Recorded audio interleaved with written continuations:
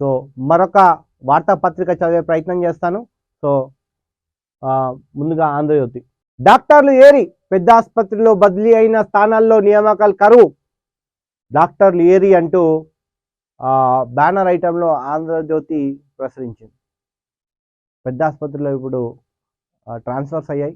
దాని తర్వాత కరువు అయిపోయారు, డాక్టర్లు కరువు అయిపోయారు. లాంగ్ స్టాండింగ్ పేరుతో నిపుణులకు బదిలీ, వారి స్థానాల్లో కొత్త వారిని నియమించని ప్రభుత్వం. వ్యాధుల సీజన్ కావడంతో జ్వరం బారిన ప్రజలు, ఆసుపత్రికి బారులు తీరుతున్న రోగులు.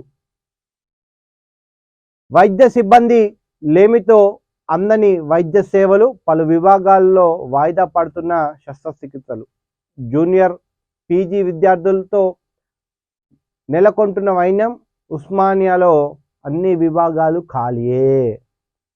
విష జ్వరాలు విజృంభిస్తున్నాయి. అటు డెంగ్యూ, మలేరియా, దాంతో కుక్కల దాడులు, రోజుకి జనాలపైన అగత్యాలు, ఇవన్నీ చూస్తే ఆసుపత్రి నిండిపోయింది. మొత్తం ఉస్మానియా ఆసుపత్రి మొత్తం నిండిపోయింది. ఈ ఉస్మానియా ఆసుపత్రి నిండిపోయింది, డాక్టర్లు మాత్రం లేరు. మేము అంతా ఇంత అని గొప్పలు చెప్పుకోవడం తప్ప ప్రభుత్వం మాత్రం ఏం చేయట్లేదు. సామాన్యుడు తనకు కావాల్సింది మౌలిక వసతులు, విద్య, వైద్యం, ఈ మూడే ప్రభుత్వాన్ని అడగగలుగుతాడు. ఈ మూడే మనకు సక్రమంగా లేకపోతే బంగారు తెలంగాణ ఎక్కడో లేదు సార్. నిధులు, నియామకాలు మనం ఎక్కడైతే చేసుకున్నామో దాంట్లో భాగంగానే మన యావత్ తెలంగాణ బాగుండాలంటే